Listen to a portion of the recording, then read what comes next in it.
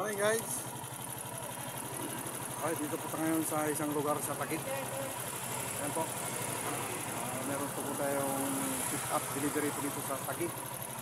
Ayan po. Ang ating mga background. Thank you Lord sa pagpapala mo na naman ngayong araw. Salamat. Ayan po. Yung ating mga background. Papakita ko lang sa inyo. Kung pamilyar kayo dito sa lugar na napuntahan ko. Ayan guys, yung ating pong mga background sa lugar na napuntahan ko. Ayan, kaya salamat guys sa inyong manonood na naman. Apo, sa ating pong rider pickup delivery. Umulan po kanina kaya nakakaputi po tayo.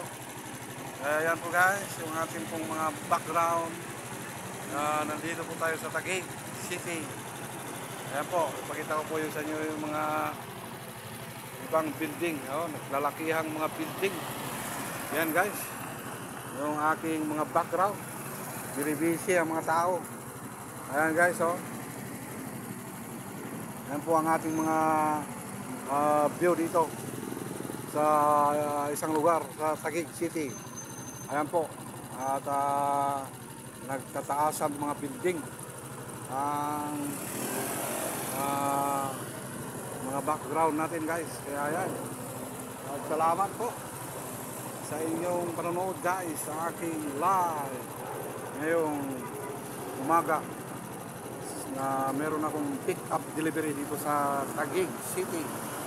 Yan po, kaya salamat guys sa inyong panonood sa aking pong live ngayong umaga. Thank you Lord sa yung pagpapala naman ngayong umaga.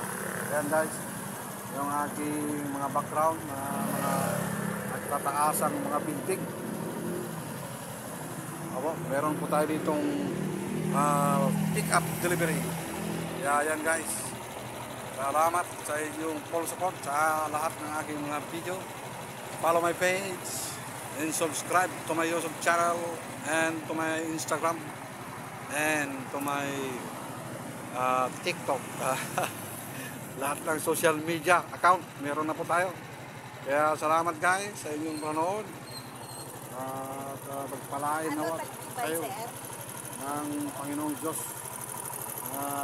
Siya ang laging ating great provider, ang ating great healer. At siya po ang gumagawa ng lahat ng miracle sa ating buhay. Opo, hindi po tayo pinababayaan ng Panginoon. Ay siya po ang Diyos na laging pumakalina sa atin. At yan, mga natataasan mga building guys, yung ating mga background. Kaya salamat sa inyong panonood guys. At ayan, i-deliver ko na po yung aking mga parcel ng aking valued client.